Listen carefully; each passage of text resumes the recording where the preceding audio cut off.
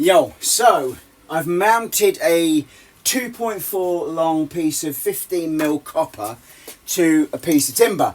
The reason I wanted to mount it to a bit of timber, one is because I'm going to use a nail punch just to punch every 6 inches, just lightly, just so when I drill my holes for my gas flow, it won't be slipping all over the place. So every 6 inches I'm just going to knock a little dent in it so I can drill through.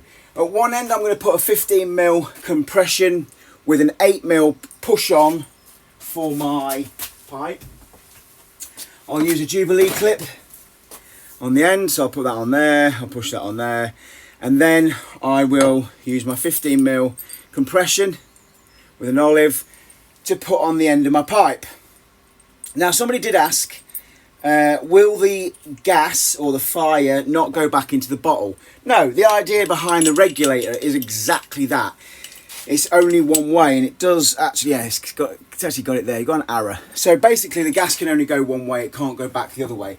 However, if, like me, you are not 100% sure and you think, oh, you know what, you'd like something a little bit more, you can always put another one in.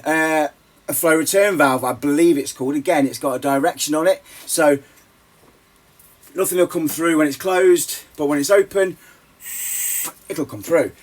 It's just an added extra if you are worried about that. But my idea will be is I just want to see, when I put my gas to it, because I've done the fire pit table outside, which again you can have a look in, I'll try and get it put in a reel so you can see it from start to finish. I just want to see how big I can make the fire pit table and it still look attractive. So if I'm putting the gas in one end, I'm quite expecting a gas flame to be high in one end and probably non-existent the other end. But I don't know. The other option then I can do is put it through the middle and see again if the flames are higher in the middle and then they go to nothing.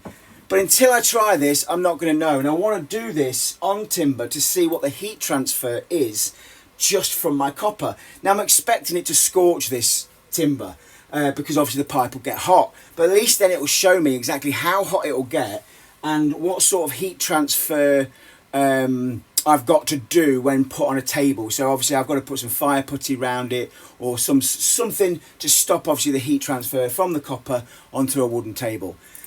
So I'll connect this all up and then we'll give it a go. Fuck it, eh? Get to the next one.